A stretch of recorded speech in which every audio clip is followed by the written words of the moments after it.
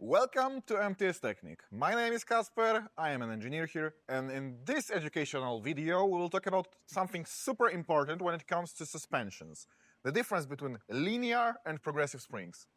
Let's start with linear springs. Here is an example. Linear springs have constant spring rate. Here is a graph. It means that the force needed to compress the spring increases linearly as the spring is being compressed.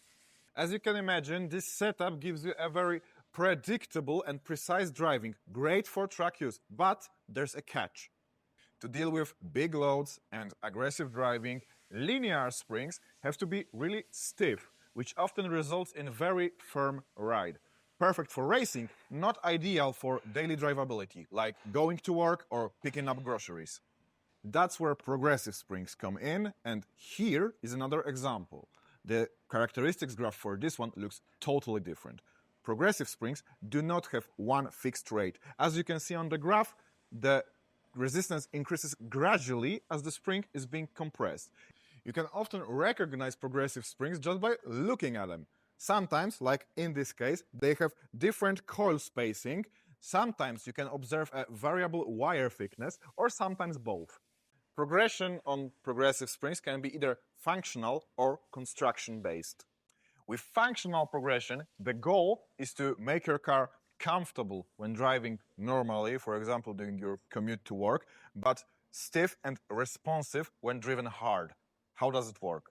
The lower part of the spring, one with tighter coils, compresses easily under small loads. For example, when you are cruising and drive over a bump or a pothole.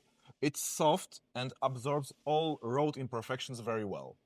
But when you push your car harder, the spring compresses more and those tight coils bind together and they stop working. Then the stiffer section, the one with bigger spacing or bigger wire, kicks in, offering you increased stiffness. This setup offers you daily comfort, extra stiffness and control when driving aggressively, reduced body roll, and more preload, meaning more mechanical grip so the wheels can stay planted at all times. Sometimes progressive characteristics aren't about performance or comfort. Sometimes it's just a technical necessity. It's time for a nerdy talk, so picture this. You are slamming your ride for some serious drop, or you need a long and stiff spring, but suspension design has its limitations, such as spring can go loose at wheel's full extent, for example, on a lift or at full droop. A solution?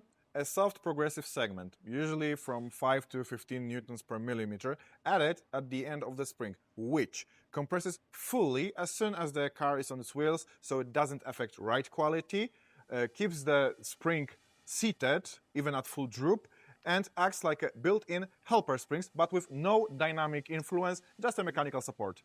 This kind of progression doesn't affect how your car drives. It's only there to be sure that everything's mounted safely and correctly. So, summing it up, linear springs are precise and predictable, but sometimes at the cost of comfort. Progressive springs are most versatile, and with the right setup you can get comfort and performance in one package. The choice depends on how you drive and what do you expect from your vehicle. Thanks for watching. If you want more content like this, like, subscribe, and let us know in the comment which topic would you like us to cover next. See you next time.